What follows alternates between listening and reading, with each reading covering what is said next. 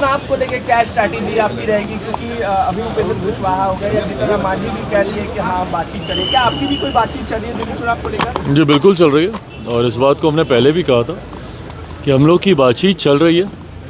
और मैं पुनः इस बात को मैं कहता हूँ कि अगर, क्योंकि कुछ चैनल्स पे मैं ये भी सुनता हूँ अपने बारे में कि हम लोग इतनी सीटों पर दावेदारी पेश कर रहे हैं या इतनी सीटों पर लोक जनशक्ति पार्टी रामविलास चुनाव लड़ना चाहती है। एक बात तय है, स्पष्ट है, लोक जनशक्ति पार्टी रामविलास की नीति गठबंधन को मजबूती देने की है और सिर्फ उन सीटों पर या उतनी ही सीटों पर चुनाव लड़ने की है जिन सीटों को जीतकर गठबंधन को और मजबूत किया जा सके। पुनः दिल्ली चुनाव में भी झारखंड की तर्ज पर संख्या से ज़्यादा विनेबिलिटी मैटर करेगी। हम सिर्फ वही सीट लेंगे या सिर्फ उन्हीं सीटों पर लड़ेंगे जिन सीटों पर लोक जनशक्ति पार्टी रामविलास का संगठन मजबूत है, हमारे प्रत्याशी मजबूती से तैयारी कर चुके हैं।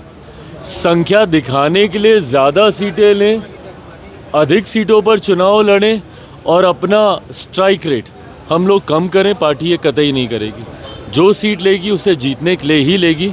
और मैं मानता हूं कि मौजूदा परिस्थिति में जिस तरीके से आम आदमी पार्टी केजरीवाल जी की झूठे वादों से दिल्ली की जनता त्राही त्राही कर रही है, और ख़ास तौर पर हमारे बिहार के लोग, पूर्वांचल के लोग जिस बदहाल परिस्थिति में वहाँ पर जी रहे हैं, और जिस तरीके से पूर्व मुख्यमंत्री केजरीवाल जी ने बिहारियों को अपमानित करने का काम किया, उन्हें फर्जी कहकर किसी को वोट जिताने के लिए फर्जीवाड़ा करने तक का, चुनाव जिताने के लिए फर्जीवाड़ा तक करने का आरोप जिस तरीके से यूपी बिहार के लोगों के ऊपर उनके द्वारा लगाया गया है, इन तमाम बातों को मद्देनज़र रखते हुए इस बार दिल्ली की जनता वोट करेगी। और 8 तारीख को जब परिणाम आएंगे तो वहाँ पे भाजपा के नेतृत्व वाली एनडीए की सरकार इस बार दिल्ली में बनने जा रही है। सीटों पे बातचीत चल रही है चिराग, और कितनी सीटों पे चुनाव आप लड़ने जा रहे हैं? हाँ,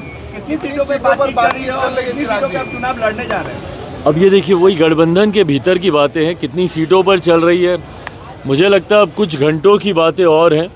24 से 36-48 घंटे तक मुझे लगता है ये तमाम बातें सार्वजनिक हो जाएंगी। बट मैं पुनः दोहराता हूँ, कितनी सीटों पर नहीं, किन सीटों पर, संख्या से ज़्यादा विनेबिलिटी फैक्टर को मद्देनज़र रखते हुए हम लोग चुनाव की चर्चा कर रहे हैं। चिराग, मकर संक्रांति का समय चल रहा है और अब ये दावे किए जा रहे हैं अपोजिशन के द्वारा कि सरकार इधर उधर होने जा रही है। कितनी सच्चाई है इन दावों में? क्योंकि रोहिणी ने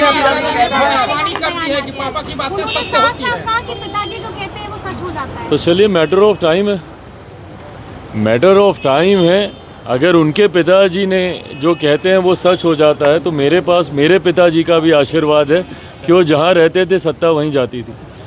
तो फिलहाल हम लोग एनडीए गठबंधन का हिस्सा हैं, तो अगर उनके पिताजी के दावे अपनी तरफ हैं तो एक मौसम वैज्ञानिक के सुपुत्र के दावे भी फिर अपनी जगह पर। एनडीए गठबंधन ना सिर्फ केंद्र में बल्कि बिहार में भी मजबूती से आगे बढ़ने का काम कर रहा है। और ये एनडीए गठबंधन, ये डबल इंजन की सरकार बिहार में ना सिर्फ 2025 तक बल्कि बिहार विधानसभा के चुनाव के बाद अगले 5 साल तक केंद्र और राज्य में डबल इंजन की एनडीए की सरकार बरकरार रहेगी, इसमें कहीं कोई शक नहीं। बिहार में डीजे टैक्स की बात हो रही है चिराग। सही है, बस एकदम सही।